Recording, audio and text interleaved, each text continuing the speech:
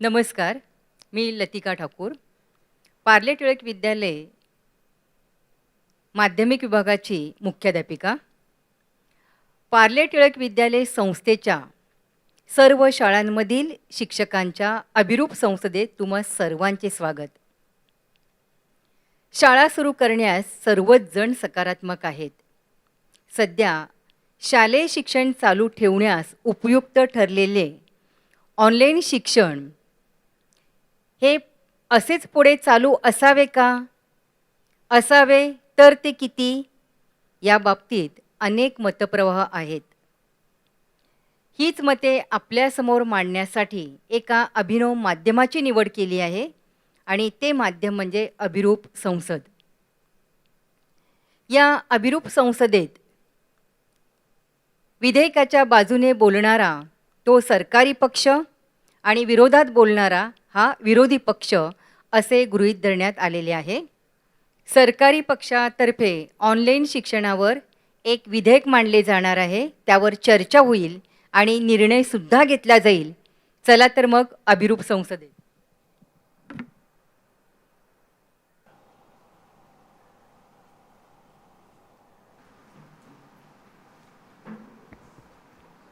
जनगण मन अधिनायक जय हे भारत भाग्य विधाता. पंजाब सिंध गुजरात मराठा द्राविड उत्कल बंग. विंध्य हिमाचल यमुना गंगा उच्छल जलगित रंग.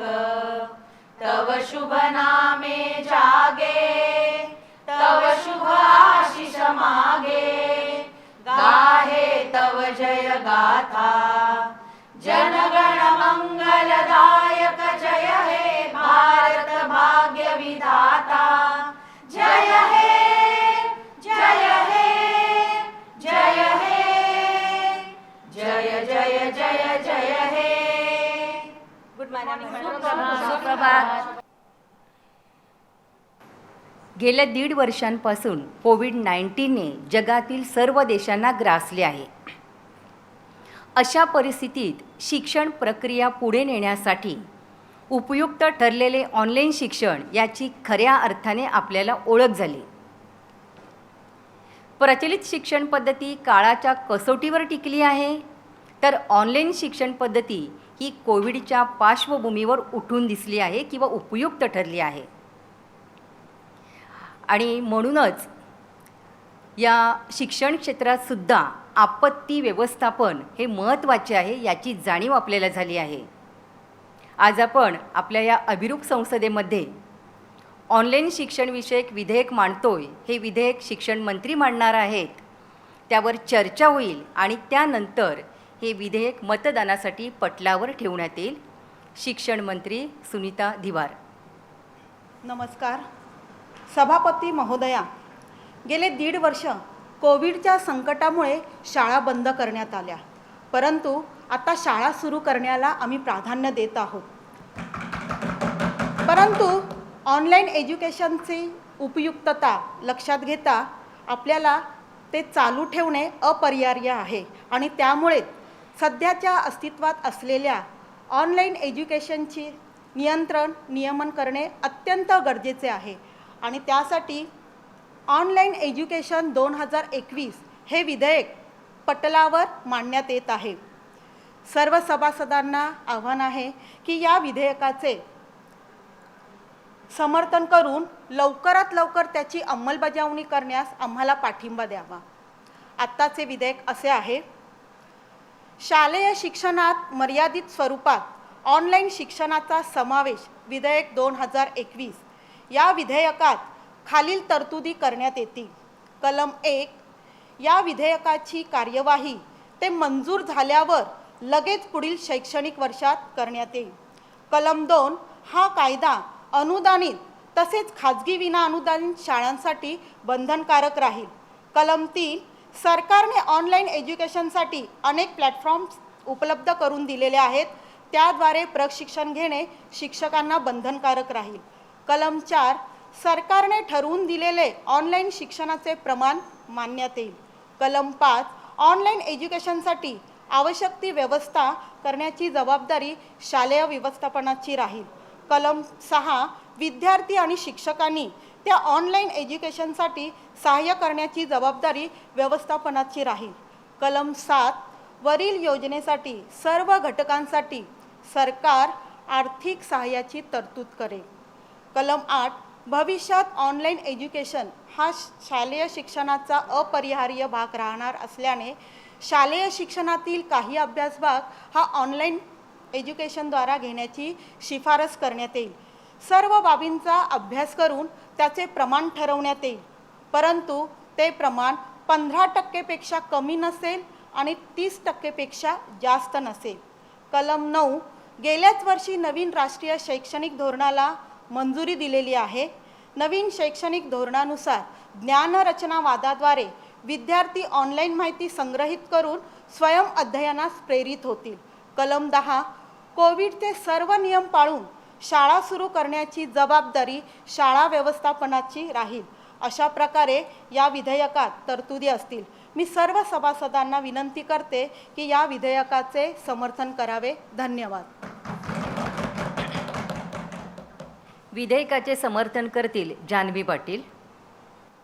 सभापती महोदया, शिक्षण मंत्र्यांनी आता जे विधेयक मांडले त्या विधेयकाचे मी समर्थनच करते. ऑनलाईन शिक्षण ही आता गरजच झालेली आहे. डिजिटल इंडिया ही मोहीम राबवताना हे स्वप्न प्रत्यक्षात आणण्यासाठी सरकारने पावलं उचलत पाठ्यपुस्तकांमध्ये बारकोड सिस्टीमचा वापर केला. ऑनलाईन शिक्षणाचे हे महत्त्व सरकारने आधीपासूनच जाणलेलं आहे आणि म्हणूनच ठोस पावलं उचललेली आहेत. हो तिमिर कितना भी गहरा, हो रोशनी पर लाख पहरा, हो तिमिर कितना भी गहरा, हो रोशनी पर लाख पहरा, सूर्य को उगना पड़ेगा, फूल को खिलना पड़ेगा. कोविडच्या या बंद काळात शिक्षण उत्तमरित्या चालू ठेवण्यासाठी आभासी शिक्षणाच्या या माध्यमाने आपल्याला चांगलीच साथ दिलेली आहे. डिजिटल शिक्षणासाठी अनुकूल असं हे वातावरण आणि याच वातावरणाचा फायदा घेत मानव संसाधन विकास मंत्रालयाने PM ई-विद्या मोहीम सुरू केली. PM ई-विद्या मोहीम हा सर्वसमावेशक कार्यक्रम आहे. या कार्यक्रमामध्ये सरकारने जे कार्यक्रम राबवलेले आहेत, जे उपक्रम राबवलेले आहेत, ऑनलाईन ऑन एअर जे कार्यक्रम आहेत, जे प्रयत्न आहेत सरकारचे, त्या सगळ्या प्रयत्नांना एकत्रित करण्यात आलेलं आहे. आणि या कार्यक्रमांची मार्गदर्शक तत्त्वे जी आहेत ती प्रज्ञता मार्गदर्शन डिजिटल शिक्षणासाठी या पुस्तकामध्ये समाविष्ट केलेली आहेत. हे पुस्तक सर्वांसाठी ऑनलाईन उपलब्ध आहे. सगळ्यांनीच या पुस्तकाचा लाभ घ्यावा. आता शाळा सुरू करणारच आहोत, पण आपल्याला या ज्या आभासी माध्यमाने या काळात जी साथ दिलेली आहे, जी मोलाची साथ दिलेली आहे शिक्षण चालू ठेवण्यासाठी, ती विसरून चालणार नाही. त्यामुळे प्रचलित शिक्षण पद्धतीत काही अंशी या माध्यमाचा वापर करण्यात यावा असं मांडणारं हे विधेयक. यासाठी शिक्षकांना तंत्रस्नेही होण्यासाठी बऱ्याच कार्यक्रमांचे उपक्रमांचे सरकारने आयोजन केले. त्याचा वापर करून आता शिक्षक आणि विद्यार्थी तंत्रस्नेही टेक्नोसॅव्ही झालेले आहेत. सभापती महोदया, काही सरकारने असे बरेच कार्यक्रम राबवलेले आहेत, त्यापैकी काही कार्यक्रमांबद्दल आता मी सांगणार आहे. दीक्षा विद्यार्थी केंद्रस्थानी ठेवून या ॲपचे आयोजन केले गेले. पाठ्यपुस्तकातील पाठांचे ऑडिओ व्हिडिओद्वारा यामध्ये सादरीकरण करण्यात आलेले आहे. स्वयंअध्ययनासाठी उजळणीसाठी कोणीही हे ॲप सहज वापरू शकतं. ऑनलाईन शिक्षणासाठी विद्यार्थ्यांसाठी शिक्षकांसाठी बरेच ई लर्निंग पोर्टल जे आहेत ते सरकारने उपलब्ध करून दिलेले आहेत. ई पाठशाला हा दुसरा कार्यक्रम. CIET आणि NCERT द्वारा आयोजित केलेलं हे पोर्टल शैक्षणिक साधनं सर्वांसाठीच उपलब्ध करून देतं. NCERTची पाठ्यपुस्तकं सुद्धा यामध्ये उपलब्ध आहेत.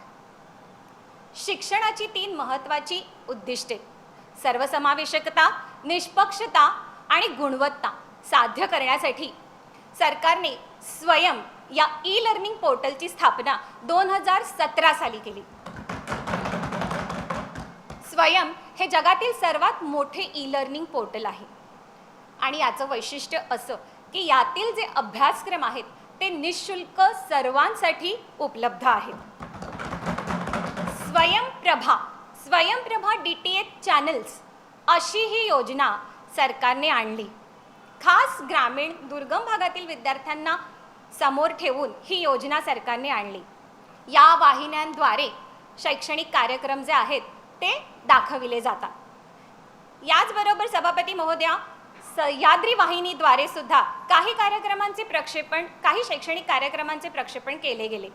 1ली ते 8वीच्या अभ्यासक्रमातील सर्व पाठांचे सादरीकरण या वाहिन्यांद्वारे केले गेले. टिलीमिली असे ह्या कार्यक्रमाचे नाव आहे. त्याचबरोबर महानगरपालिकेने यूट्यूब चॅनलवरून सुद्धा काही कार्यक्रमांचे आयोजन केले. अशा प्रकारे हे विधेयक मांडताना ऑनलाईन शिक्षणाचे महत्त्व आणि गरज लक्षात घेऊन सरकारने वेगवेगळे उपक्रम राबवलेले आहेत. हे विधेयक आपल्या सर्वांसाठीच लाभदायक ठरणार आहे. तेव्हा मी सर्वांनाच अशी विनंती करते की या विधेयकाला पाठिंबा द्यावा. धन्यवाद. विरुद्ध पक्षनेत्या अन्वया काणे. धन्यवाद अध्यक्ष महोदया. सूर्य को उगना पड़ेगा, फूल को खिलना पड़ेगा. बिल्कुल सही कहा आपने. पर इस ऑनलाइन पाठशाला में घर घर के जो फूल है वो खिल नहीं रहे बल्कि मुरझा रहे हैं. आणि म्हणूनच अध्यक्ष महोदया, सर्वप्रथम माझी अशी विनंती आहे की सरकारचा शाळा सुरू करण्याचा जो विचार सुरू आहे तो आता तरी कृतीमध्ये बदलावा आणि विद्यार्थ्यांचं लसीकरण लवकरात लवकर करून शाळा सर्वप्रथम सुरू कराव्यात. प्रचलित शिक्षण पद्धतीबरोबरच ऑनलाईन शिक्षणही काही प्रमाणात सुरू ठेवण्याचं विधेयक आत्ता मांडलं गेलं आणि या ऑनलाईन शिक्षणासाठी सरकारने केलेल्या प्रयत्नांची भली मोठी जंत्रीच आत्ता आपल्यासमोर सादर झाली. पण या सगळ्या सरकारी योजनांपैकी किती योजनांचा लाभ प्रत्यक्षपणे शिक्षकांनी आणि विद्यार्थ्यांनी घेतला याचा अभ्यास केलाय का? पाहणी केली असता असं आढळेल की यातल्या कित्येक सरकारी योजना अजूनपर्यंत शिक्षकांपर्यंत पोहोचलेल्याच नाहीत, कारण त्याचा प्रचार आणि प्रसार करायला सरकार कुठेतरी कमी पडलेलं आहे. दीक्षा ॲप सारखं ॲप जे सगळ्या शिक्षकांनी विद्यार्थ्यांनी उत्साहाने डाउनलोड केलं, त्यानंतर असं लक्षात आलं की हे नुसतंच ॲप आहे, त्यातल्या लिंक्स ओपनच होत नाही आहेत. आणि याचं कारण असं आहे की त्यावर कंटेंट अपलोडच केला गेला नव्हता. कितीतरी काळानंतर तो कंटेंट अपलोड केला. त्या लिंक्स ओपन होत नाहीत म्हटल्यावर प्रायव्हेट यूट्यूब चॅनल जे सहज उपलब्ध व्हिडिओज आहेत त्याचाच आधार शिक्षकांनी घेतला, विद्यार्थ्यांनी घेतला. आणि मग जेव्हा या लिंक्स ओपन होऊ लागल्या दीक्षा ॲपच्या, त्यानंतरही त्यातल्या व्हिडिओजमधली भाषा किंवा पाठ्यघटक शिकवण्याची पद्धत याबाबत कमालीची नाराजी शिक्षक आणि विद्यार्थ्यांमध्ये आढळली. टिलीमिली ॲपचा आत्ता अभिमानपूर्वक उल्लेख केला गेला, पण हा जो ॲप नाही, हा शैक्षणिक कार्यक्रम आहे दूरदर्शनवरचा. पण हा शैक्षणिक कार्यक्रम केवळ प्रथम सत्रापुरताच मर्यादित राहिला. द्वितीय सत्रात शाळा सुरू होणार म्हणून हा कार्यक्रम बंद पडला आणि प्रत्यक्षात नंतर शाळाही लगेचच बंद पडल्या. म्हणजेच जो विद्यार्थी अध्ययनासाठी या दूरदर्शनवरच्या कार्यक्रमावर अवलंबून होता त्याचं शिक्षण तिथेच थांबलं. पुढचे पाठ्यघटक तो शिकूच शकला नाही. हे नुकसान सरकार कसं भरून काढणार आहे याचं उत्तर सरकारने द्यावं. खरं तर बालचित्रवाणीसारखी अत्यंत प्रभावी अशी स्वतःची संस्था सरकारजवळ होती. पूर्वी कितीतरी उत्तमोत्तम कार्यक्रमांचं सादरीकरण या संस्थेतर्फे झालेलं आहे. पण आज ती बालचित्रवाणीची इमारत दुर्दैवाने धूळ खात दयनीय अवस्थेत आपल्याला उभी दिसते. आत्ताच्या या कोरोना काळात तातडीने हालचाली करून बालचित्रवाणी सुरू करण्याची गरज होती. तसं जर झालं असतं तर तिचा उत्तम उपयोग आत्ता झाला असता. पण त्या दृष्टीने सरकारने कोणत्याही हालचाली केलेल्या आढळल्या नाहीत. स्वयंप्रभा या वाहिन्या अजूनही मराठीमध्ये उपलब्ध नाहीत, त्या दृष्टीने काही सरकारने प्रयत्न केले आहेत का, हेही सरकारने स्पष्ट करावं.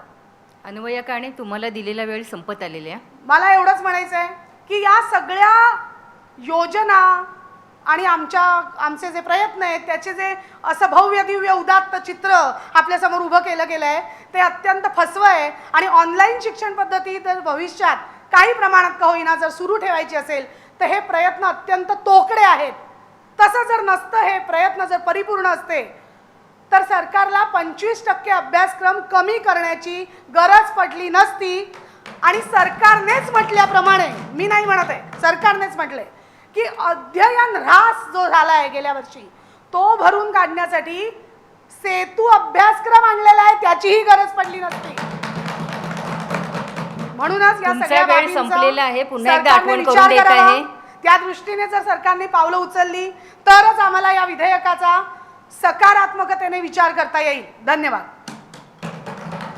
माधुरी जोशी.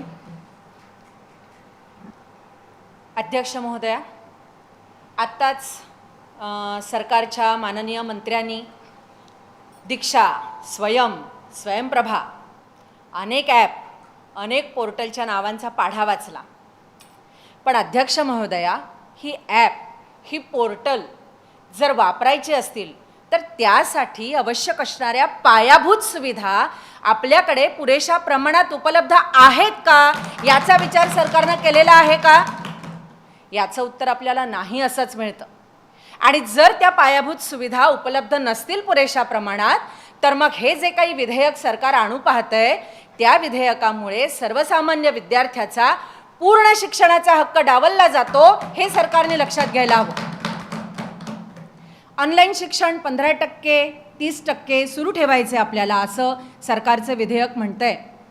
पण ज्या वेळेला ऑनलाईन शिक्षण आपल्याला सुरू ठेवायचं आहे त्याच वेळेला या ऑनलाईन शिक्षणासाठी आवश्यक असणारी महत्त्वाची पायाभूत सुविधा म्हणजे इंटरनेट, नेटवर्क आहे का पुरेशा प्रमाणात उपलब्ध सगळीकडे? नाही. आपण शहरातला विचार करूया. या ऑनलाईन कोविडच्या काळामध्ये ज्यावेळेला 100% ऑनलाईन शाळा सुरू होत्या त्यावेळेला असं लक्षात आलं की शिक्षक घरून शिकवतायत, विद्यार्थी घरात बसून शिकतायत, पण कित्येक वेळेला ते नेटवर्क इतकं स्लो चालायचं किंवा ते कित्येक वेळेला बंद पडायचं आणि त्यामुळे प्रॉब्लेम असा व्हायचा की शिक्षकानं काय शिकवलंय हे विद्यार्थ्यापर्यंत पोचायचंच नाही आणि त्यामुळे विद्यार्थ्यांचा तो अभ्यासभाग निघून जायचा. कित्येक वेळेला विद्यार्थ्याकडचं नेटवर्क कमी चालायचं आणि त्यामुळे शिक्षकांनी काय शिकवलं ते त्या विद्यार्थ्यापर्यंत पोचायचंच नाही. दोन्ही दृष्टीने नुकसान त्या विद्यार्थ्याचंच आहे. आणि मग अशा वेळेला त्या विद्यार्थ्याला पूर्ण शिक्षण सरकार कसं देऊ शकणार आहे याचा विचार सरकारनं केला पाहिजे. दुसरं असं, हे झालं शहरी भागातलं. ग्रामीण भागामध्ये तर त्या विद्यार्थ्यांची तर गंमतच होत होती. ग्रामीण भागातल्या विद्यार्थ्यांना हे नेटवर्क शोधत शोधत कुठेतरी दूर लांब माळावरती निर्जन ठिकाणी जावं लागत होतं. घरापासून ते 4-5 किलोमीटर, 5-6 किलोमीटर लांब, आणि तिथे बसून ते विद्यार्थी, ते मूल शिक्षण घेत होतं. अशा या निर्जन ठिकाणी बसून ज्यावेळेला ते विद्यार्थी किंवा ते मूल शिकतंय त्याच्या सुरक्षिततेचं काय याचा विचार सरकारनं केला आहे का? हे झालं विद्यार्थ्यांच्या बाबतीत. शिक्षकांचंही तसंच होतं. शिक्षकालाही बऱ्याच वेळेला हे नेटवर्क शोधत शोधत आपल्या घरापासून, शाळेपासून 15 ते 20 किलोमीटर लांब जावं लागत होतं. बरं, तिकडे गेल्यावरही या ऑनलाईन शाळेची कामं त्याला ऑनलाईनच करावी लागत होती. आणि ज्या वेळेला शिक्षक ही ऑनलाईन कामं करायला तिकडे जात होता त्यावेळेला ते नेटवर्क इतकं स्लो चालायचं, कासवही अगदी वेगाने पळेल त्याच्यापेक्षा, इतकं स्लो हे नेटवर्क. आणि मग त्याच्यामध्ये शिक्षकाला ताण यायचा, माझं काम वेळेवर पूर्ण होत नाही आहे, याचा त्याला मानसिक ताण येत असे, त्याच्या वेळेचा अपव्यय होत असे. ह्या सगळ्याचा विचार सरकारनं केला आहे का? तो आधी करावा आणि मग हे ऑनलाईन शिक्षण जे काही तुम्ही 15 ते 30% आपल्या ऑफलाईन शिक्षणामध्ये समाविष्ट करू बघताय ते जरूर समाविष्ट करा. या सगळ्यामध्ये ह्या ज्या काही इंटरनेट सुविधा आत्ता आपण सगळेजण वापरतोय, सगळे पालक, सगळे विद्यार्थी वापरतायत, ह्या सगळ्या इंटरनेट सुविधा देणाऱ्या कंपन्या या खाजगी आहेत. आपण खाजगी कंपन्यांचं इंटरनेट वापरतोय. जर आपल्याला ऑनलाईन शिक्षण समाविष्ट करायचं असेल तर सर्वप्रथम सरकारनं आधी सरकारचं इंटरनेट उपलब्ध करून द्यावं मोफत सगळ्या विद्यार्थ्यांना, आणि मग ते ऑनलाईन शिक्षण जरूर समाविष्ट करावं. बरं, हे इंटरनेट संबंधी आता हे ऑनलाईन शिक्षण ज्यावेळेला घ्यायचं आहे विद्यार्थ्यांना किंवा शिक्षकाला द्यायचं आहे, त्याच्यासाठी लागणारे जे डिव्हायसेस किंवा जी साहित्य सुविधा आहेत, लॅपटॉप, स्मार्टफोन्स, ते तरी पुरेशा प्रमाणात विद्यार्थ्यांकडे आहेत का, याचा विचार करावा सरकारनं. अहो, या कोविडच्या काळामध्ये पालकांचे आर्थिक उत्पन्नाचे मार्ग खुंटले आहेत आणि अशा वेळेला पालक विद्यार्थ्यांना स्मार्टफोन, लॅपटॉप उपलब्ध करून देऊ शकत नाही आहेत. मग अशा विद्यार्थ्यांच्या शिक्षणाचं काय? त्यांचा हक्क नाही का डावलला जात याच्यामध्ये पूर्ण शिक्षणाचा? बरं, हे लॅपटॉप आहेत, स्मार्टफोन आहेत, पण त्याला रिचार्ज करण्यासाठी लागणारी महत्त्वाची पायाभूत सुविधा म्हणजे वीज, इलेक्ट्रिसिटी, ती तरी सर्वदूर आहे का? तर नाही. आज बऱ्याच ठिकाणी इलेक्ट्रिसिटी पोचलेली नाही, आणि ज्या ठिकाणी इलेक्ट्रिसिटी आहे तिकडे लोड शेडिंग, म्हणजे ती इलेक्ट्रिसिटी असूनही त्या साधनांचा काहीच उपयोग होत नाही. मग या विद्यार्थ्यांच्या ह्या ऑनलाईन शिक्षणाचं काय करायचं याचा विचार सरकारनं करायला हवा. माझं असं म्हणणं आहे की सरकारनं आधी ह्या सगळ्या पायाभूत सुविधा विनाविलंब आणि विनाखंड उपलब्ध करून द्याव्यात, आणि मगच या ऑनलाईन शिक्षणाचा समावेश ऑफलाईन शिक्षणामध्ये करावा. या सगळ्याचा विचार करण्याआधी सर्वप्रथम सरकारनं शाळा सुरू केल्या पाहिजेत. आत्ता तुम्ही घोषणा केली आहे शाळा सुरू करायची, पण जी घोषणा केली आहे ती ताबडतोब अंमलात आणा. प्रथम शाळा सुरू करा आणि मग ऑनलाईन शिक्षण कसं समाविष्ट करायचं त्याचा विचार करावा. धन्यवाद. सरकारी प्रयत्न सांगतील स्वाती ठाकूर दिसेल. सभापती महोदया, आत्ताच विरोधी पक्षाने आपल्यासमोर पायाभूत सुविधांविषयीचे अनेक प्रश्न उपस्थित केले. त्यांच्या मते आपल्या देशामध्ये ग्रामीण आणि दुर्गम भागांमध्ये इंटरनेट सेवाच नाही. त्यांचं जर का हे म्हणणं आपण खरं मानलं तर मला सांगा की परतेवाडीसारख्या अतिशय दुर्गम आणि ग्रामीण भागातले आपले अतिशय गुणी शिक्षक श्री डिसले सर तेथील विद्यार्थ्यांना कशा प्रकारे शिक्षण देत आहेत? त्याचबरोबर तिथले विद्यार्थी सुद्धा पाठ्यपुस्तकातील कोडच्या सहाय्याने तेथील पाठ्यक्रम शिकतात. एवढंच नाही तर डिसले सर परतेवाडीत राहूनच जगभरातील 83 देशातील विद्यार्थ्यांना शिक्षण देण्याचं काम करतायत. तुमचा आक्षेप नंतर नोंदवायचे. अपवादात्मक अशा गोष्टी घडू शकतात. आजही अहो मॅडम, हे केवळ एकच उदाहरण नाहीये, अशी अनेक उदाहरणं आहेत मॅडम. अहो, अशी अनेक उदाहरणं आहेत. कृपया पुढच्या वेळेस अभ्यास करून या गोष्टीचा. हे फक्त दुर्गम भागात अशा गोष्टी होऊच शकतात. तुम्हाला मत मांडण्यासाठी वेळ दिला जाणार आहे, त्यावेळी तुम्ही मांडायचे. एवढंच नाही तर त्यांच्या या कार्याची दखल जगाच्या पातळीवर घेतली जाऊन डिसले सरांना 2020 सालचा ग्लोबल टीचर अवॉर्ड मिळतो, ज्याचं मानधन 7 कोटी रुपये आहे. अतिशय अभिमानास्पद गोष्ट आपल्यासाठी. कोणत्याही शाळेतील अध्यापन प्रक्रिया जर का सुलभ व्हायला हवी असेल तर त्यासाठी पायाभूत सुविधांची गरज आहे, हे आम्हाला नक्कीच मान्य आहे. ऑनलाईन एज्युकेशन ग्रामीण भागात पोहोचण्यासाठी सरकारने अनेक योजना आखलेल्या आहेत. त्यामुळे विरोधी पक्षाने जो आत्ता आक्षेप घेतला इंटरनेट विषयीचा, तो आम्हाला अजिबात मान्य नाही, आणि म्हणून मला सरकारने राबवलेल्या काही सुविधांविषयीची माहिती त्यांना सांगायची. 1. राष्ट्रीय डिजिटल शैक्षणिक स्थापत्य स्थापनेची घोषणा 2021-22च्या अर्थसंकल्पात केली गेली, आणि याद्वारे देशातील शिक्षणासाठी डिजिटल पायाभूत सुविधा देण्यात आली. 2. 2017 मध्ये ग्रामीण आणि दुर्गम भागामध्ये दूरसंचार सेवा सुलभ करण्यात किंवा सुरळीत जावी यासाठी भारत नेट हा प्रकल्प राबवण्यात आला, आणि मला सांगायला अतिशय अभिमान वाटतो की या प्रकल्पासाठी 2020 सालच्या अर्थसंकल्पामध्ये तब्बल 6000 कोटी रुपयाची तरतूद करण्यात आलेली आहे. ई एज्युकेशन ग्रामीण भागात पोहोचणं आणि ब्रॉडबँड कनेक्टिव्हिटी वाढवणं हा याचा हेतू होता. त्याचबरोबर National Digital Library, National Academic Depository, e ShodhSindhu, त्यानंतर Virtual Labs, e Acharya, Spoken Tutorials या आमच्या सरकारने राबवलेल्या इतर काही योजना आहेत. या सगळ्या योजनांच्या मध्ये विद्यार्थ्याच्या स्वयंअध्ययनावर भर दिला गेला आहे. अध्यक्ष महोदया, आता ऑनलाईन शाळा सुरू होऊन 1.5 वर्ष उलटलेलं आहे. आता आपण प्रत्यक्ष शाळा सुरू करणार आहोतच. या विधेयकाचा मूळ हेतूच हा आहे की ऑनलाईन आणि ऑफलाईन एज्युकेशनचे व्यवस्थित नियोजन करून आणि सर्व नियमांचे पालन करून हे विधेयक राबवले जावे. हे विधेयक नियमनाचे आणि नियमांचे विधेयक आहे.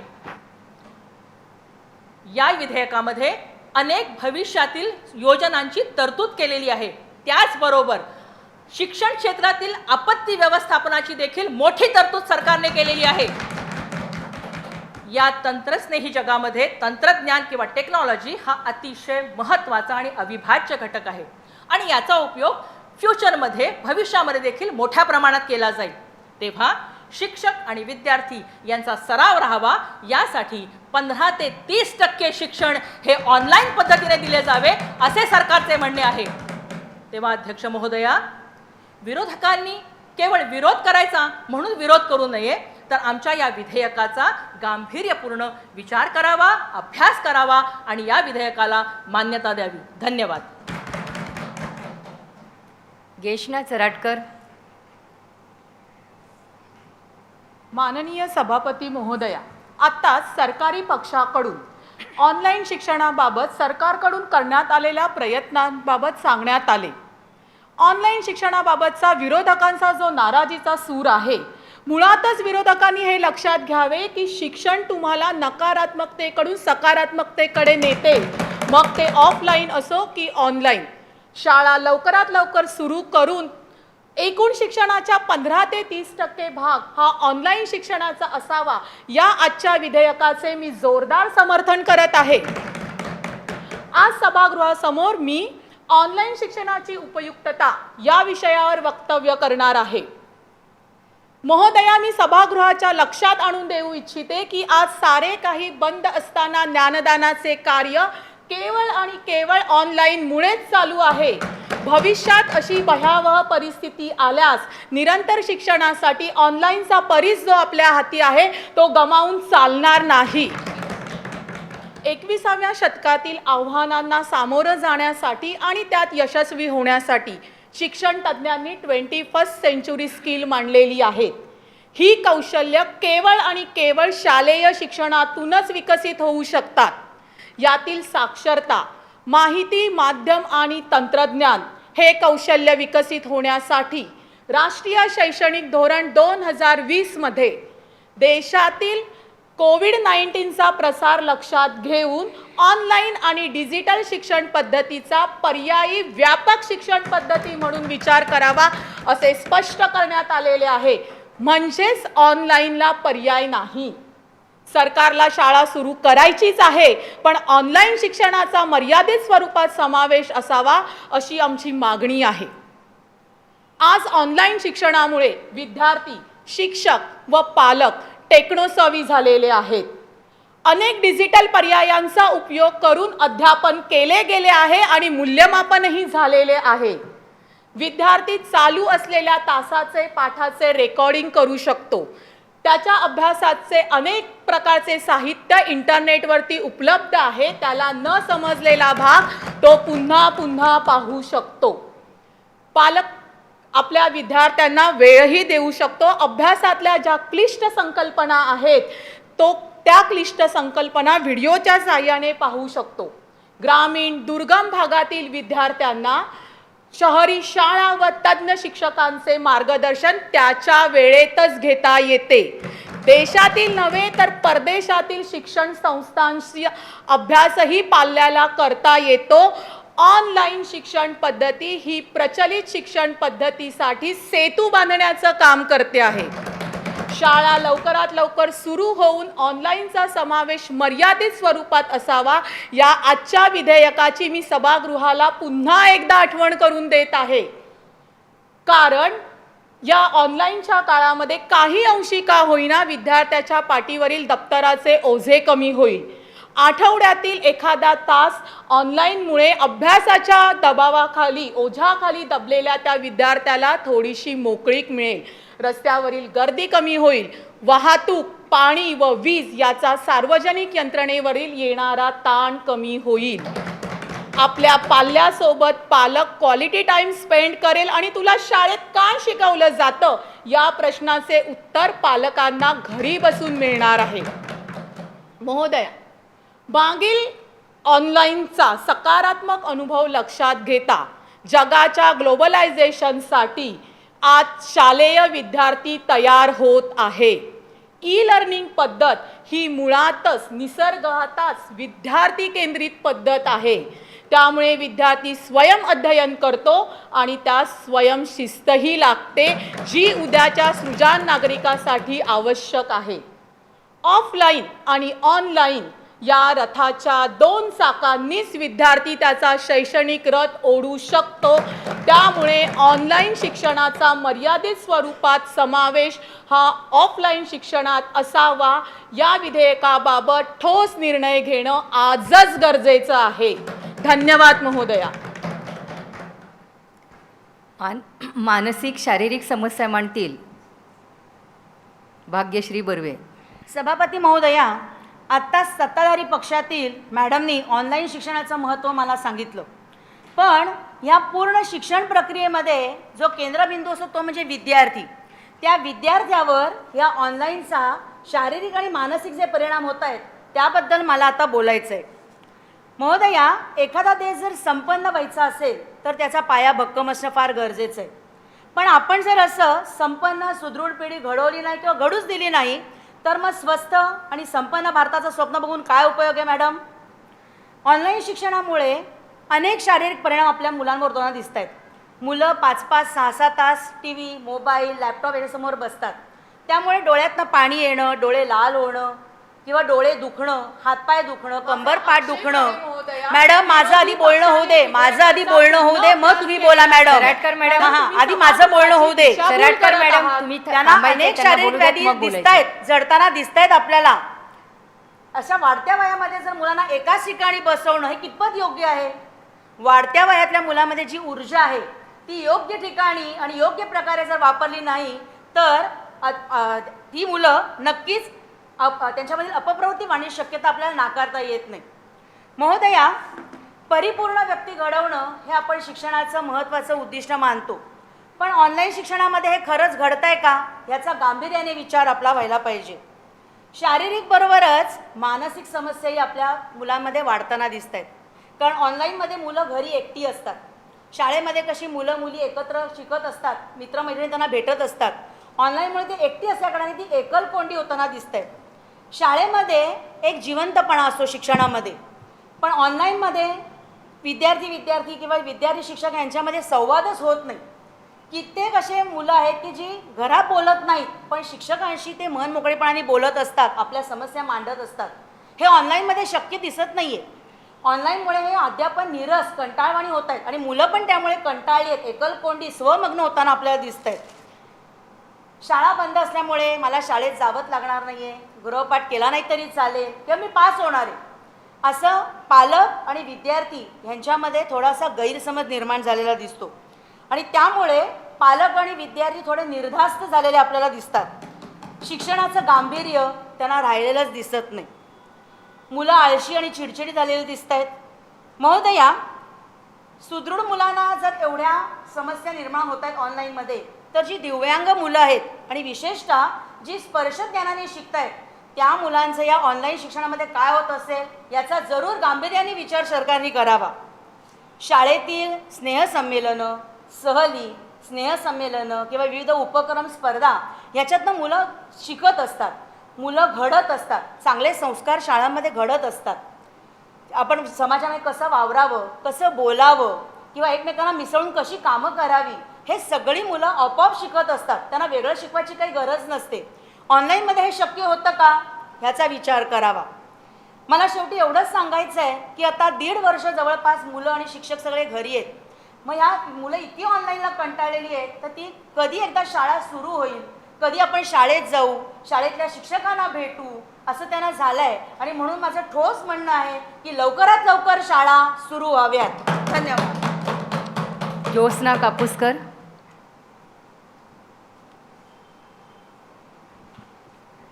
सभापती महोदया, आत्ताच विरोधी पक्षातील माझ्या मैत्रिणीने विद्यार्थ्यांच्या शारीरिक आणि मानसिक समस्यांचे जे अतिशयोक्तीपूर्ण वर्णन केलेले आहे ते खरे नाही.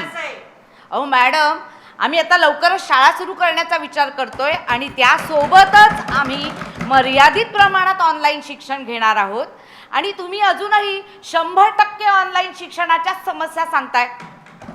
सभापती महोदया, सरकारला सुद्धा विद्यार्थ्यांच्या शारीरिक आणि मानसिक समस्यांची चिंता आहे आणि म्हणूनच सरकारने डिजिटल पद्धतीच्या शिक्षणातील अध्यापनाच्या तासांवर मर्यादा घातलेल्या आहेत आणि त्याचे एक परिपत्रकही काढलेले आहे. त्यानुसार इयत्ता 1ली आणि 2रीला कमाल 1 तास अध्यापनाची परवानगी दिलेली आहे.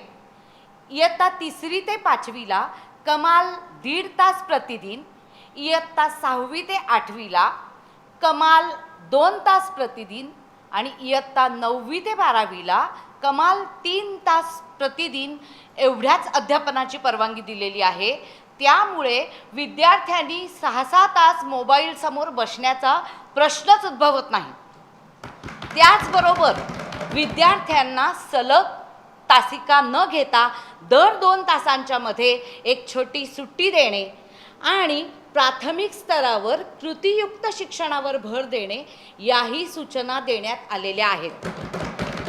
त्याबरोबरच विद्यार्थ्यांचा जो उरलेला वेळ आहे त्या वेळात त्यांना स्वयंअध्ययन करता यावं म्हणून विविध प्रकारचे डिजिटल साहित्य सरकारने मोफत उपलब्ध करून दिलेले आहे, याची नोंद विरोधी पक्षांनी घ्यावी.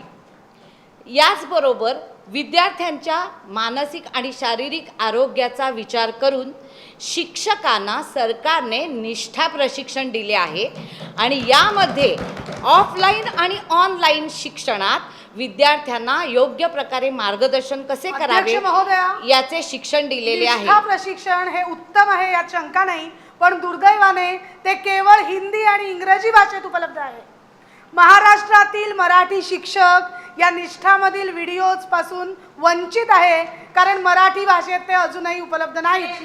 तुमचं म्हणणं सभापती महोदया, मी माझ्या मान्यवर मैत्रिणीला सांगू इच्छिते की मराठीतून हे साहित्य तुम्हाला लवकरच सरकारकडून उपलब्ध करून दिले जाईल. नुसतं आश्वासन नको, लवकरात लवकर कारवाई लवकरात व्हावी. लवकर दिले जाईल याची आम्ही खात्री करतो. शारीरिक आणि मानसिक विद्यार्थ्यांच्या ज्या शारीरिक आणि मानसिक समस्या आहे यांचा विचार करून निष्ठा प्रशिक्षणामध्ये शिक्षकांनी विद्यार्थ्यांना अभ्यासाबरोबरच योगासनं, नंतर सोपे व्यायाम प्रकार, शारीरिक हालचाली यांचा कसा वापर करावा याचेही योग्य मार्गदर्शन निष्ठा प्रशिक्षणातून दिले गेले आहे. तसेच विद्यार्थ्यांचा विद्यार्थ्यांमध्ये आरोग्यदायी दृष्टिकोन विकसित करण्यासाठी अध्यापन प्रक्रियेत कोणकोणत्या सुधारणा करता येतील याचेही मार्गदर्शन शिक्षकांना या प्रशिक्षणातून दिले गेले आहे. तसेच इंटरनेट आणि सोशल मीडियाचा सुरक्षित वापर ऑनलाईन शिक्षणात कसा करावा यासाठी योग्य सूचना शिक्षकांना दिल्या गेल्या आहेत आणि याचा वापर शिक्षक विद्यार्थ्यांना शिकवताना करू शकतात. त्यामुळे सरकारने विद्यार्थ्यांच्या मानसिक आणि शारीरिक स्वास्थ्याचा पूर्ण विचार केलेला आहे. आणि सगळ्यात महत्त्वाची गोष्ट म्हणजे शाळा बंद पण शिक्षण चालू. कोविडच्या या भयंकर काळात शाळा बंद पण शिक्षण चालू ही संकल्पनाच ऑनलाईन शिक्षणामुळे शक्य झालेली आहे आणि त्यामुळे ऑनलाईन शिक्षणाला आपण नाकारू शकत नाही. त्याचबरोबर नवीन शैक्षणिक धोरणातही ऑनलाईन शिक्षणाला विशेष महत्त्व दिलेले आहे. त्यामुळे ऑनलाईन शिक्षणाला पर्याय नाही हे विरोधकांनी लक्षात घ्यावे. आणि मी पालकांना अशी विनंती करू इच्छिते, जेव्हा सरकार शाळा सुरू करेल तेव्हा पालकांनी विद्यार्थ्यांना शाळेत जायची अनुमती द्यावी, म्हणजे सरकारला शाळा लवकरात लवकर सुरू करणे शक्य होईल. धन्यवाद. आर्थिक समस्या मांडतील ललिता माने. नमस्कार अध्यक्ष महोदया. आत्ता माझ्या सत्ताधारी मैत्री कापूसकर म्हणाल्या की विद्यार्थ्यांच्या मानसिक समस्या, आर्थिक समस्यांचं त्यांनी निराकरण करण्याचा प्रयत्न केला, पण माझ्या मते हे मला समाधानकारक उत्तर नव्हे. कारण विद्यार्थ्यांच्या ज्या काही मानसिक समस्या आहेत या समस्यांचं मूळ कारण पालकांच्या असलेल्या आर्थिक समस्या. घरातील असलेल्या आर्थिक अडीअडचणी आणि त्यामुळे निर्माण झालेला जो काही मानसिक तणाव आहे हा एकंदरीत होऊ शकेल. बरं, त्याचबरोबर सरकार पुढील शिक्षणासाठी ऑनलाईन शिक्षण जे आहे ते या प्रत्यक्ष शिक्षणात समावेश करण्याचा प्रयत्न करत असताना दिसतं. पण माझ्या मते जे काही आता चालू आहे ते ऑनलाईन शिक्षण, जो तो शिक्षक आपल्या परीने ऑनलाईन शिक्षण त्या काळात घेत राहीलच. मग सरकारला हे 15 ते 30% ऑनलाईन शिक्षण चालू करण्याचं विधेयक पास करण्याची घाईच का चाललेली आहे मला काही कळत नाहीये. म्हणजे उतावळा नवरा आणि गुडघ्याला वाशिंग अशीच काही या सरकारची एकंदरीत अवस्था झालेली दिसून येते. लॉकडाऊनच्या काळामध्ये एकंदरीत हे ऑनलाईन शिक्षण प्रभावी ठरले खरे आहे, पण दररोजच हातातोंडाची गाठ न पडलेला आणि दररोजच्या जेवणाची भ्रांत असलेला जो काही पालक वर्ग आहे, अशा पालक वर्गाचा विद्यार्थी अजूनही या ऑनलाईन शिक्षणात आपल्या पाल्याला पालक आणू शकला नाही. आर्थिक समस्येचं मोठं कारण इथे बघायला मिळेल. कारण असं आहे की याच लॉकडाऊनच्या काळामध्ये जवळजवळ भारतातील 12 कोटी लोकांच्या नोकऱ्याच गेल्या असल्याने त्यांच्या कुटुंबाचा चरितार्थ कसा चालवायचा हा एक बिकट प्रश्न त्यांच्या समोर उभा आहे. अध्यक्ष महोदया, हे असं असतानाच आता पुढे प्रत्यक्ष शाळा सुरू होती. या शाळा सुरू होत असताना त्यामध्ये पुन्हा काही अंशी हे शिक्षण चालू होईल. शाळा जेव्हा प्रत्यक्ष सुरू होतील त्यावेळेला शालेय शिक्षणाचा खर्च कमी की काय म्हणून सरकार हे काही अंशी ऑनलाईन शिक्षण चालू करून अशा पालकांना, कष्टकरी पालक वर्गाला लॅपटॉप, संगणक तर खरेदी करणं दूरचीच गोष्ट, पण सध्या 5-7 हजारांचा एक छोटा स्मार्टफोन आणि त्याला महिन्याला लागणारे डेटा, नेट रिचार्ज हा जादाचा खर्च सरकार त्यांच्यावर लादू पाहते. अध्यक्ष महोदया, यासाठी सरकारने अजून तरी सध्या कोणत्याही प्रकारचं ठोस आर्थिक नियोजन किंवा साधन सामग्री खरेदीसाठी कोणत्या सुविधा उपलब्ध करून दिलेल्या नाहीत. बरं, असं असेल तर मी सरकारला सुचवू इच्छिते की सर्व शिक्षा अभियान अंतर्गत सरकारने अशा गरीब असलेल्या कष्टकरी पालक वर्गाला लॅपटॉप, संगणक, स्मार्ट मोबाईल आणि महिन्याचा असलेला नेट रिचार्ज याचा जो काही अधिक खर्च आहे तो सरकारने उचलावा आणि याच्यातून शिक्षण मात्र अशा गरीब पालक वर्गाच्या विद्यार्थ्यांना, मुलांना देण्याचा प्रयत्न करावा. कारण आणखी एक आहे, अशा समजा गरीब पालक वर्गामध्ये एका घरात एका विद्यार्थ्यापेक्षा अनेक असतील तर तो खर्च ते पालक किंवा ते कुटुंब करू शकणार नाही. आणि मग काय होईल?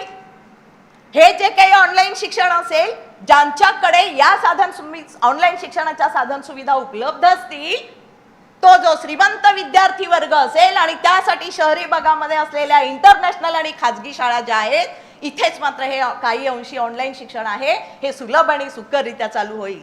मात्र भारतासारख्या खेड्यांच्या देशात ग्रामीण आणि दुर्गम भागातील विद्यार्थी वर्ग जो आहे तो या ऑनलाईन शिक्षणापासून वंचित राहील. अध्यक्ष महोदया, एकंदरीत जर बघितलं तर याच्यासाठी मी एक पुरावाच तुमच्या समोर सादर करेन.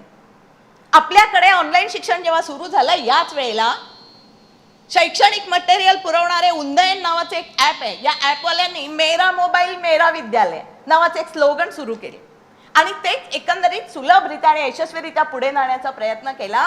पण ग्रामीण भागामध्ये, दुर्गम भागामध्ये हे स्लोगन जे आहे हे खरं ठरलं नाही. जेव्हा त्यांना हे कळलं तेव्हा त्यांनी आपलं हे शैक्षणिक मटेरियल आणि शिक्षण ग्रामीण भागात पोहोचण्यासाठी त्यांना आपला फॉर्मॅट बदलावा लागला. हे आपल्याकडे असलेल्या एकंदरीत ग्रामीण भागातील आर्थिक परिस्थितीची टंचाई आणि साधन सामग्रीची अनुपलब्धता याचंच हे उदाहरण आपल्याला पाहावयास मिळेल.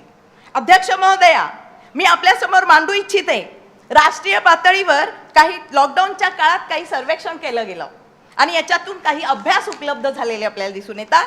हे त्या पुढील प्रमाणे आहेत. फक्त 30%च ऑनलाईन शिक्षण चालू होते. 15 लाख शाळांपैकी 22% शाळांमध्येच इंटरनेटची सोय असल्याचे आढळून आले.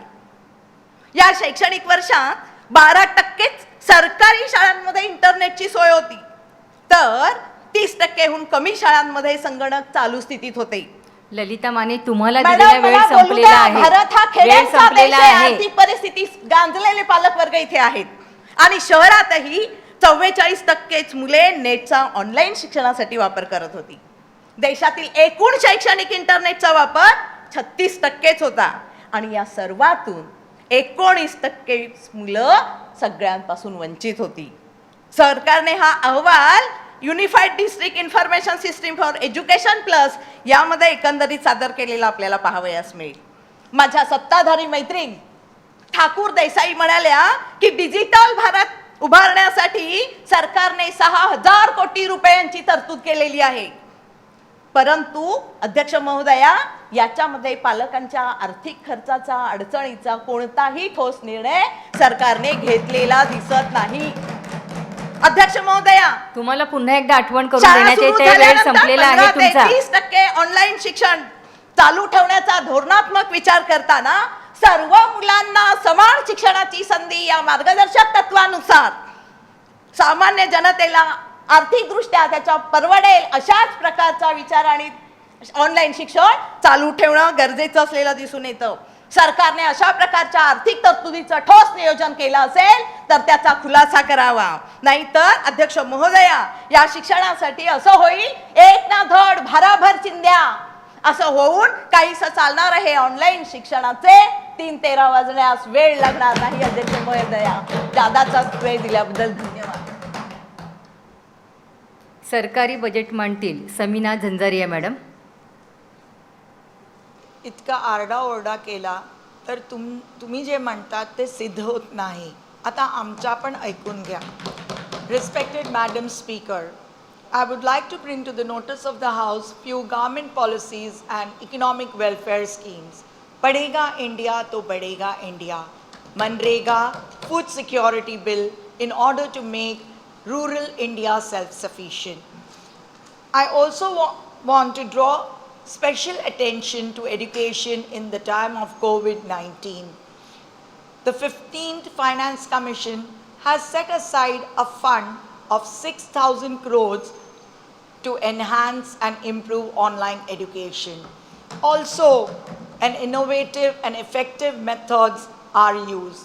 An additional amount of 60,000 crores have been harnessed to make devices such as laptops, mobiles, television, and computers available not only to the needy rural students, but also in the urban region of India. Budget 2021, it clearly outlines digitalization of education. Under the new economic policy, digitalization of education is the need of hour.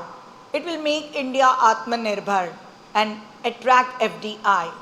India will soon become a destination for online education and also homeschooling.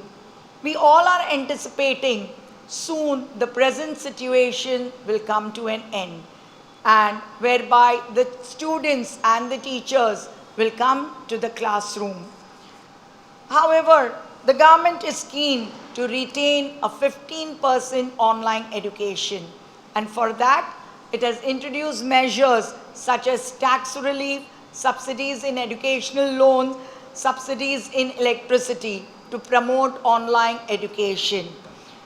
Change is inevitable. If we do not change, we'll remain stagnant.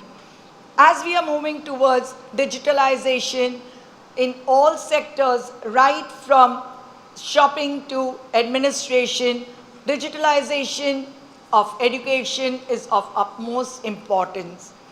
I would also like to draw the attention of the House to a comprehensive vaccination program undertaken by the Government of India. The clinical trial for the same are on the verge of completion. An interim report will be handed to the government by end of August 2021.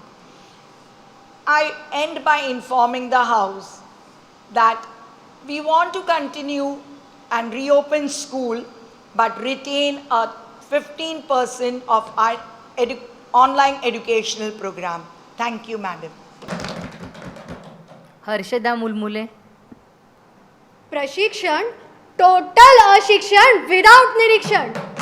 माननीय महोदया, शिक्षण ज्यांच्याशिवाय पूर्ण होऊ शकत नाही तो हा शिक्षक वर्ग. आभासी माध्यमातून शिक्षण शिकवण्याची जबाबदारी विद्यार्थ्यांचं नुकसान होऊ नये म्हणून तर सुरू झाली. पण ह्यासाठी सरकारने काय केलं? सरकारने धडाधड प्रशिक्षणांचा जणू काही सपाटाच लावून सोडला. निष्ठा ठेवा, दीक्षा द्या, पण शिक्षेशिवाय शिकवा. वा वा वा. ऑनलाईन शिक्षणाचे तंत्रज्ञान सर्व वयातील शिक्षकांना आत्मसात करताच आलेले नाही. याचं ठोस कारण म्हणजे याची कोणतीही मार्गदर्शिकाच नाही. बरं, कॅमेरा कुठे आहे? म्यूटचं अनम्यूट कसं करायचं इथपासून शिक्षकाला प्रशिक्षण घ्यावं लागलं आणि त्याची मस्करीच उडवली गेली. बरं, पुढे शिक्षकाचं वय काय, उपयुक्त साधने आहेत का, अँड्रॉइड फोन, लॅपटॉप या सगळ्यासाठी शिक्षक त्रासून गेला. लेटेस्ट व्हर्जनसाठी शिक्षकाला स्वतःचं विजन मात्र बदलावं लागलं. त्यात जी मार्गदर्शिका आली ती सगळ्या भाषांमध्ये उपलब्ध झालीच नाही महोदया.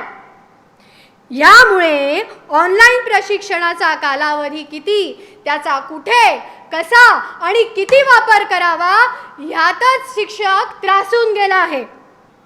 फळ्यावर लिहून, पुस्तक उघडायला लावून अबकडं शिकवणारा शिक्षक आता PPT आणि PDFच्या प्रशिक्षणामुळे त्रासून गेला.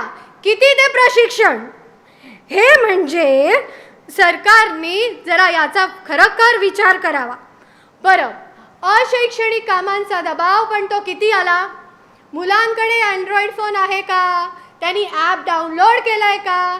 ह्याचंही सरकार म्हणजे शिक्षकांना अभ्यासक्रम घ्यावा लागला, नोंदणी घ्यावी लागली आणि कामाचा व्याप वाढला. ह्यामुळे काय झालं? Students were not giving examination. Parents were demanding for examination. Shikshak was forced to take prashikshan and the country is still asking for vaccination. जे प्रशिक्षण सरकारी कचेरीतून आलं त्याचं अभ्यासपूर्ण नियोजन आहे का? तज्ज्ञांचा अनुभव, विषय काय, कशाचाच कशाला मेळ नाही, आता पता लापता. प्रशिक्षणाचा आला महापूर आणि त्यात शिक्षक गेला वाहून. सभापती महोदया, मला यांना सांगू इच्छिते मी की प्रशिक्षणाचा हा काही महापूर नव्हता, तर उद्भवलेली परिस्थिती, काळाची गरज ही समजून घेऊन सरकारने आवश्यक त्या तरतुदी करून, योजना करून प्रशिक्षण जे आहे ते दिलेलं आहे, याची नोंद घ्यावी. अगदी बरोबर. पण मला सांगा, शिक्षकाने शिकवायचं का प्रशिक्षण घेत राहायचं? हे म्हणजे आलिया भोगासी नव्हे नव्हे तर आलिया आभासी घ्यावे प्रशिक्षण असं काहीसं झालं. पेरेंट्स मीटिंगसाठी गुगल मीट, झूम ॲप येथील बारकावे शिक्षकाला शिकावे लागले. त्याचं वेगळं प्रशिक्षण घ्यावं लागलं. बरं, शिक्षक आणि विद्यार्थ्यांमध्ये संवाद हा वाढण्यासाठी असतो. तो वाढला नाही, पण तो कमी झाला. याचं कारण काय? तर शाळेतील शिक्षक बाईंपेक्षा गुगल बाई, अलेक्सा नोज एव्हरीथिंग असं काहीसं झालं. मुलं कोडिंग शिकले, पण कोचिंग देणाऱ्या शिक्षकाशी कसं वागायचं आता ह्याचं प्रशिक्षण देण्याची खरी गरज आली आहे माननीय महोदय. इतकं सगळं असून शिक्षण आनंदीदायी करावं ही अपेक्षा सरकार करते आहे. कमालच आहे. म्हणून म्हणते आणि विनंती करते, आता पुरे करा प्रशिक्षण, सुरू करा ऑफलाईन शिक्षण, सुरू करा ऑफलाईन शिक्षण. धन्यवाद. मधुर करंबेळकर. अध्यक्ष महोदया, आत्ताच सत्ताधारी पक्षातल्या मॅडम म्हणाल्या, पढेगा इंडिया तो बढेगा इंडिया. त्यांच्या या मताशी आम्ही सहमतच आहोत. परंतु ह्या आगे बढणाऱ्या इंडियातल्या विद्यार्थ्याला जे शिक्षण देण्याचा आपण आटापिटा करतोय ते शिक्षण त्याच्यापर्यंत खरंच पोचतंय का हे पाहण्यासाठी मूल्यमापनाची अत्यंत आवश्यकता असते. सत्ताधारी पक्षातल्या ज्येष्ठा मॅडम आत्ता म्हणाल्या ते मूल्यमापन होतंय, झालेलं आहे, होतच असेल, होतच आहे. परंतु ह्या ऑनलाईन शिक्षण पद्धतीत मूल्यमापनाची पद्धत कशी असावी ह्याचं ठोस मापनच नाही. फक्त एकच सांगितलं आहे ते म्हणजे MCQ पद्धतीने परीक्षा घ्यायच्या आणि मूल्यमापन करायचं. परंतु हा सर्वंकष मूल्यमापनाचा एक भाग झाला. त्या विद्यार्थ्याला त्या विषयाचे ज्ञान झाले आहे का आणि झाले असेल तर त्याचे स्पष्टीकरण त्याला करता येते का ह्या दोन्ही बाबी समजून घेण्यासाठी मूल्यमापनाची पद्धतच नाही. बरं, गुगल फॉर्म बाबत बोलायचं झालं तर हे पेपर्स खरंच मुलं सोडवतायत का पालक हा अजूनही संभ्रमच आहे. ह्या मूल्यमापन पद्धतीमुळे मुलांना लिखाणाची सवयच राहिलेली नाही. लिखाण नाही त्यामुळे विचारमंथन नाही आणि या दोन्ही गोष्टी नाही त्यामुळे परीक्षांबाबतचा सिरियसनेसच उरलेला नाही. अहो परीक्षाच नाहीत तर मी अभ्यास का करायचा हा सवाल प्रत्येक विद्यार्थ्याच्या मनात एकदा तरी येऊन गेलाच असणार. मूल्यमापनात जर एवढ्या त्रुटी असतील आणि जर रिझल्ट 100% लागणार असेल तर मुलांना मार्क मिळवण्याची ईर्ष्या जिद्द त्यांच्यातली मावळूनच जाईल. मुलं जर सरसकट पास होऊ लागली तर आपल्या भविष्यातल्या पिढीच्या कर्तृत्वावर कायमच प्रश्नचिन्ह उभं राहणार. अध्यक्ष महोदया, यासाठीच मूल्यमापनात एकसमानता असणं अत्यंत आवश्यक आहे. भरमसाठ मिळणाऱ्या मार्कांमुळे, भरमसाठ मिळणाऱ्या गुणांमुळे विद्यार्थ्यांच्या बाबत त्यांच्या पालकांनी त्या विद्यार्थ्याच्या भविष्याबद्दलचे घेतलेले काही निर्णय काही अंशी चुकीचेही असू शकतात.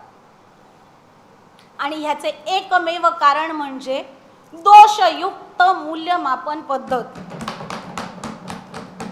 ह्या ऑनलाईन शिक्षणात कुठल्या मूल्यमापन पद्धतीनुसार गुण दिले जातात हे अजून कोडच आहे. आणि तुम्ही म्हणता की ऑफलाईन शाळा सुरू झाल्या तरी काही अंशी ऑनलाईन शिक्षण म्हणजेच 15 ते 30% ऑनलाईन शिक्षण सुरू राहणारच. म्हणजे ह्या ऑनलाईन शिक्षणात केलेले मूल्यमापन त्याचे दिलेले गुण हे मुलांना परत खिरापतीसारखे वाटले जाणार का? जर ऑनलाईन शिक्षण काही अंशी सुरू ठेवायचे असेल तर या मूल्यमापनात एकसूत्रता असणे अत्यंत आवश्यक आहे अध्यक्ष महोदय. आणि यासाठीच माझा या विधेयकाला कडाडून विरोध आहे अध्यक्ष महोदय. धन्यवाद. सेतू अभ्यासक्रमाविषयी बोलतील रश्मी पटवर्धन. नमस्कार सभापती महोदया. विरोधी पक्षांनी आधी हे लक्षात घ्यावं की सरकारचा उद्देश लवकरात लवकर शाळा सुरू करणं हाच आहे. त्यामुळे गेल्या वर्षी ऑनलाईन शिक्षणामध्ये ज्या त्रुटी होत्या त्याचं रडगाणं गाणं त्यांनी आता थांबवावं. माझ्या विरोधी पक्ष सहकारी मैत्रिणीने मूल्यमापनाबद्दल जो काही मुद्दा मांडला त्यावर मी थोडं बोलू इच्छिते. शिक्षकांना मूल्यमापनाबाबत मार्गदर्शन करण्यासाठी सरकारने प्रज्ञता हे पुस्तक PDF स्वरूपामध्ये उपलब्ध करून दिलेलं आहे. प्रज्ञता यामध्ये मूल्यमापन हे प्रेरक व आकर्षक असं असावं. पेन पेपरवर अवलंबून राहू नये. विविध उपक्रम राबवावेत. कुटुंबातील सदस्यांबरोबर संवाद साधावा. याद्वारे मूल्यमापन करता येईल. तसेच खुले पुस्तक परीक्षा, गुणवंत शिक्षकांकडून विविध प्रकारच्या चाचण्या तयार करून घेणं या सगळ्या मार्गदर्शक तत्वांचा समावेश या प्रज्ञता पुस्तकामध्ये आहे. पालक, शिक्षक आणि विद्यार्थी या सर्वांसाठी हे पुस्तक अतिशय उपयुक्त असं आहे.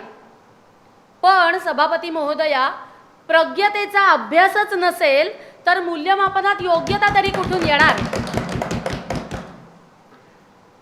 महोदया, सरकारचा आणखीन एक उपक्रम म्हणजे जो आत्ता सध्या राबवला जातोय तो म्हणजे सेतू अभ्यासक्रम.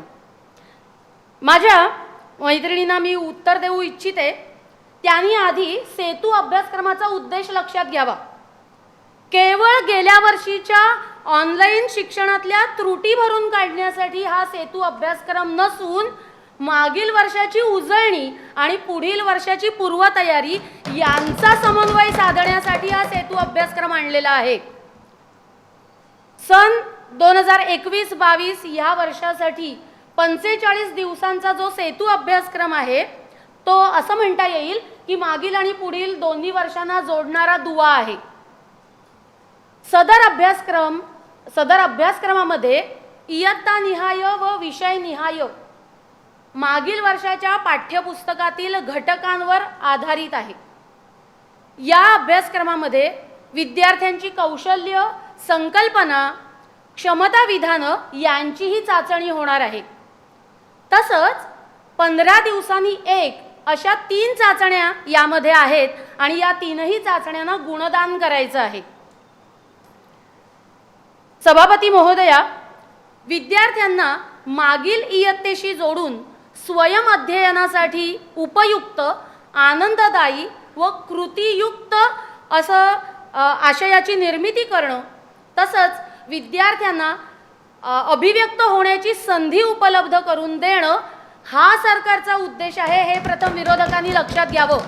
आणि या सगळ्या दृष्टीने सेतू अभ्यासक्रम हा निश्चितच उपयोगी ठरेल. धन्यवाद सभापती महोदय. जया परब.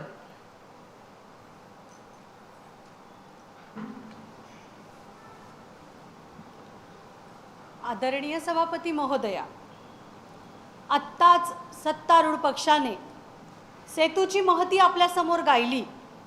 त्या सेतू अभ्यासक्रमाच्या काही महत्त्वाच्या बाबींकडे मी सभागृहाचं लक्ष वेधू इच्छिते. या सेतू अभ्यासक्रमाची रूपरेखा आत्ता सर्वांनी ऐकली. 45 दिवसाच्या या कार्यक्रमात एक नाही, दोन नाही तर अनेक संकल्पनांचा समावेश केला गेला आणि या संकल्पना विद्यार्थ्यांच्या डोक्यात अक्षरशः कोंबल्या गेल्या. गमतीचा भाग हा होता महोदया, गमतीचा भाग हा होता की गेल्या वर्षी जे ऑनलाईन पद्धतीने समजलं नाही ते पुन्हा यावर्षी ऑनलाईन पद्धतीने समजून घ्यायचं होतं. यासारखा आणखीन विपर्यास तो काय? या सेतू अभ्यासक्रमाच्या ज्या PDF आहेत, या PDF प्रथम मराठी आणि उर्दू माध्यमात उपलब्ध झाल्या. 45 दिवसातले 15 दिवस संपल्यानंतर या PDF इंग्रजी माध्यमात पाठवल्या गेल्या. कशा पाठवल्या गेल्या तर गुगल ट्रान्सलेटरचा वापर करून पाठवल्या गेल्या. जे काही भाषांतर केलं गेलं ते इतकं हास्यास्पद होतं. त्याचे 2 नमुने मी तुम्हाला सांगू इच्छिते. चाचणी 1चं भाषांतर वास्तविक युनिट टेस्ट 1 असं व्हायला हवं होतं, परंतु दुर्दैवाने ते आंटी नंबर 1 असं करण्यात आलं. सजातीयकरणींवरील क्रिया, बेरीज आणि वजाबाकी याचं भाषांतर होमोसेक्शुअलिटी, ॲडिशन अँड सबट्रॅक्शन. आणि अशा प्रकारच्या PDF पाठवणे कितपत योग्य होतं? भाषेसारख्या विषयामध्ये शिक्षकाकडून अशी अपेक्षा करण्यात आली की त्याने विद्यार्थ्याचे भावना समजून घ्याव्यात, त्यांच्या चेहऱ्यावरचे भाव टिपावेत. ऑनलाईन स्क्रीनवर हे शक्य होतं का? जसे शिक्षकांना या PDF उपलब्ध झाल्या तशा या विद्यार्थ्यांपर्यंत पण पोहोचल्या. या PDF मध्ये त्या 3 चाचण्यांचे पेपर आधीपासून दिलेले होते. याचा अर्थ असा की चाचणी परीक्षेचे पेपर आधीच माहिती असणारे विद्यार्थी घरी बसून ते पेपर सोडवणार होते आणि मग अशा प्रकारे केलेलं जे मूल्यमापन होतं ते कितपत ग्राह्य धरावं हा माझा प्रश्न आहे. त्याचबरोबरीने हा जो काही सेतूचा कार्यक्रम राबवला गेला, अभिनव उपक्रम राबवला गेला, त्याच्यामुळे चालू वर्षीचा जो अभ्यासक्रम मागे पडलाय त्याच्यासाठी पुढच्या वर्षी पुन्हा नवा सेतू बांधावाच लागेल. आणि असं करावं लागलं तर त्यात नवलते काय? विद्यार्थी आज संभ्रमात पडलेला आहे की मी कोणत्या इयत्तेचा अभ्यास करू, चालू इयत्तेचा की मागील इयत्तेचा.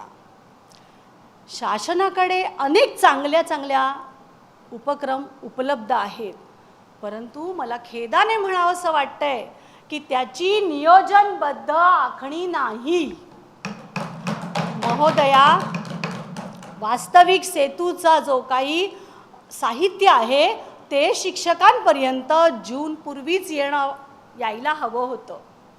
आणि जो उपक्रम 1 जुलैला सुरू केला तो 15 जूनलाच व्हायला हवा होता. पण याही पुढे जाऊन मी असं म्हणू इच्छिते की या सेतू अभ्यासक्रमात जे काही दिलं आहे हा उपक्रम अत्यंत स्तुत्य उपक्रम तेव्हाच ठरला असता जेव्हा त्याच्यामध्ये दिलेल्या मागील इयत्तेतल्या संकल्पना चालू इयत्तेच्या संबंधित पाठ्यक्रमा अगोदर घेणे बंधनकारक असते आणि मागील इयत्तेतील जो काही महत्त्वाचा भाग आहे तो चाचणी परीक्षांना तरी निदान 10% प्रमाणात किंवा आणि कोणत्याही प्रमाणामध्ये विचारणं सक्तीचे केले असते तर आणि तरच. धन्यवाद. अन्वया काणे यांनी पुन्हा एकदा बोलण्याची अनुमती मागितलेली आहे, ती त्यांना देण्यात येत आहे. धन्यवाद अध्यक्ष महोदया. फक्त 2 मिनिटं.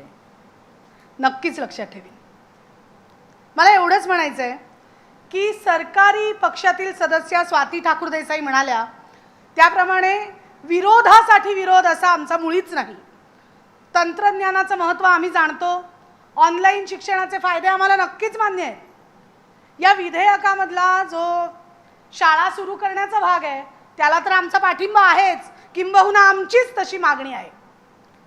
पण ऑनलाईन शिक्षण जर भविष्यात काही प्रमाणात सुरू ठेवायचं असेल तर त्यासाठी ज्या सरकारी योजना आहेत त्यामधल्या त्रुटी, त्याच्या मर्यादा, पायाभूत सुविधांचा अभाव, पालकांच्या आर्थिक समस्या, विद्यार्थ्यांच्या मानसिक शारीरिक समस्या, हे सगळे प्रश्न अत्यंत गंभीर आहेत. आणि म्हणूनच या प्रश्नांच्या पूर्ततेच्या दृष्टीने, या सगळ्या बाबींच्या पूर्ततेच्या दृष्टीने सरकारने लवकरात लवकर पावलं उचलावीत. तसं जर झालं तर या विधेयकाचं आम्ही स्वागतच करू, एवढंच मला सांगायचं आहे. धन्यवाद. शिक्षण मंत्री सुनीता दिवार.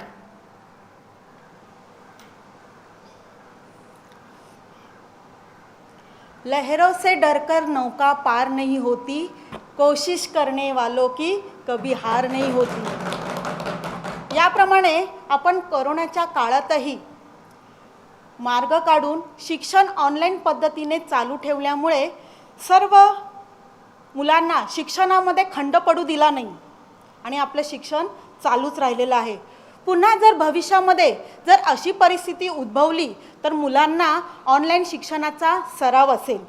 कुठलीही गोष्ट आपण तिचा वापर कसा करतो यावर ती चांगली आहे किंवा वाईट आहे यावर ते ठरत असते.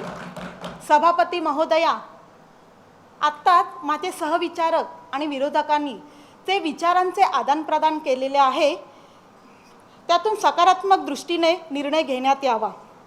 ऑनलाईन माध्यमात अनेक त्रुटी आहेत आणि प्रचलित शिक्षण पद्धतीला तो पर्याय नाही. परंतु ऑनलाईन माध्यमाचा मर्यादित स्वरूपात वापर केला तर आपली शिक्षण व्यवस्था अजून सक्षम होईल.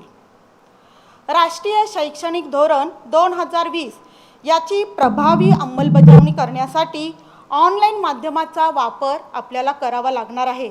विद्यार्थ्यांना विविध विषय निवडीचे स्वातंत्र्य देण्यासाठी ऑनलाईन शिक्षण आपल्याला उपयोगी पडणार आहे.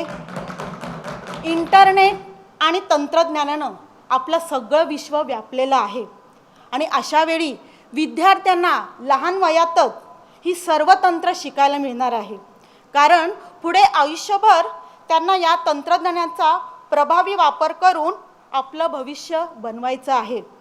म्हणूनच कोविडच्या परिस्थितीमुळे जे मिळालेलं ऑनलाईन शिक्षणाचं साधन वापरत राहावे लागणार आहे, नाहीतर त्याला गंज चढेल आणि म्हणजेच विद्यार्थी आणि शिक्षक दोघेही आता तंत्रपारंगत झालेले आहेत. त्याचा उपयोग करून आपल्याला घेतलाच पाहिजे. प्रत्यक्ष शाळा सुरू करण्याला प्राधान्य आहे, तर आम्ही शाळा सुरू करतच आहोत. त्याचबरोबर 15 ते 30% ऑनलाईन माध्यमाचा उपयोग शालेय शिक्षणात करण्यासाठी हे विधेयक आहे. इकडे लसीकरण, तिकडे शाळा सुरू होती. असाच आमचा प्रयत्न आहे आणि म्हणूनच या विधेयकाला पाठिंबा देऊन आपल्या देशाला 21व्या शतकातील प्रगत देशाचं स्थान मिळवून देऊ, असे आवाहन मी सर्व सभासदांना करते. धन्यवाद. आज अभिरूप संसदेमध्ये ऑनलाईन शिक्षणावर अगदी सविस्तर सांगोपांग चर्चा झालेली आहे. प्रचलित शिक्षण पद्धती राहणारच आहे, तिला आपण ऑनलाईन शिक्षणाची जोड देऊन अधिक परिपूर्ण करूया.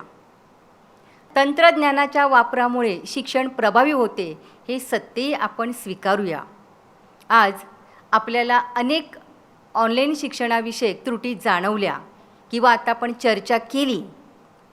जर आपण ही पद्धत वापरात आणली, परिचयाची केली, तर त्या त्रुटी आपल्याला पुढे कमी जाणवतील, तिच्या वापरण्यामध्ये आपल्याला सहजता येईल.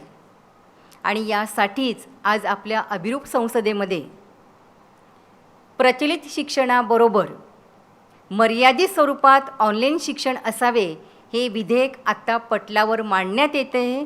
त्यावर मतदान होईल आणि त्यानंतर त्यावर आता आपण हा निर्णय देणार आहोत. ज्या सभासदांचे या विधेयकाच्या बाजूने मत असेल त्यांनी हात वर करून हो म्हणावे. हे विधेयक एकमताने पारित करण्यात येत आहे. याबरोबरच आजच्या आपल्या अभिरूप संसदेचे कामकाज संपलेले आहे असे मी जाहीर करते.